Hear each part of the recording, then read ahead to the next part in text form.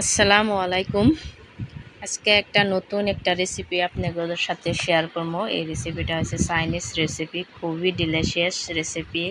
তো এটা ঘরোয়া কিছু উপকরণ দিয়ে আপনারা ঘরে বানাতে পারেন। তো আমি এই রেসিপিটা বানানোর জন্য নিয়েছি প্রথমে 2টা আলু সিদ্ধ করে। আর আলুটা সিদ্ধ করে আমি একটা মিক্সিং বলে নিয়ে নিলাম। নিয়ে এটা খুব ভালো করে স্ম্যাশ করা লাগবো, কারণ যাতে আলুতে কোনো গোটা গোটা না থাকে। তো এটা আমি ভালো করে স্ম্যাশ করে নিয়ে এলাম।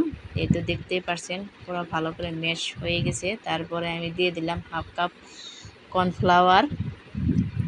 তো আপনারা যদি কর্নফ্লাওয়ারটা না থাকে রুমে, সব সময় থাকে না কর্নফ্লাওয়ার ঘরে, তো আপনারা ময়দা দিয়েও করতে পারেন। এটা ডোটা ময়দা দিয়েও বানাতে পারেন। তারপরে দেখতে পাচ্ছেন আমি এটা ভালো করে একটা স্মুদি ডো বানাই নিলাম। তারপরে এটা আমি হাতে দিয়ে সুন্দর করে একটা সার্কেল শেপ দিয়ে নিম। এই তো হয়ে গেছে সার্কেল শেপ। তারপরে আমি একটা বোতল দিয়ে একটা ডিজাইন করে নিলাম। এটা দেখতে পাচ্ছেন একদম মাশরুমের মতো হয়েছে ডিজাইনটা। আর এটা মাশরুম পিঠা বলে করতে পারেন। তো আমি এক এক করে সব পিঠাগুলো বানাই নিলাম। দেখতে পাচ্ছেন খুব সুন্দর হয়ে গেছে। আর এটা আপনারা অবশ্যই ঘরে ট্রাই করবেন। তো আমার ভিডিওটা ভালো লাগলে লাইক করবেন, কমেন্ট করবেন। আর আমার নতুন যদি কেউ দেখে আসেন আমার পেজটাকে ফলো করবেন।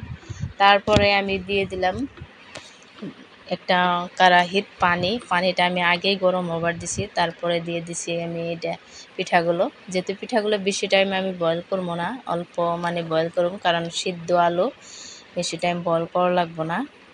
তারপরে আমি একটা কড়াইতে চাশনিটা বানানোর জন্য নিয়েছি আমি 1 চামচ বাটার। আর বাটারটা দেখতে পাচ্ছেন বাটারটা পুরো গলার পরে আমি দিয়ে দেব রসুন, গার্লিক।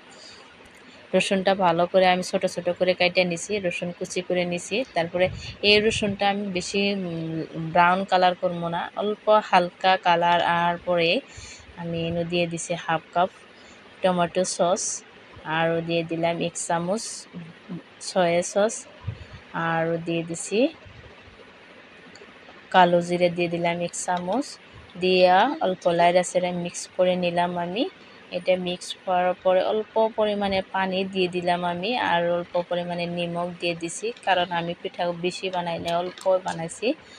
তো আমি ফার্স্ট ট্রাই করছি, খুবই টেস্ট হয়েছে এই পিঠাগুলো। খাওয়ার পরে আমি ভাবছি একদম ইয়ামি ডিলিশিয়াস পিঠা। তো আপনারা অবশ্যই ঘরে ট্রাই করবেন। আর দেখতে পারছেন তো আমি পিঠাগুলো চাশনির লগে বেশি টাইম আমি এটা রান্ধি নাই, অল্প চাশনিটা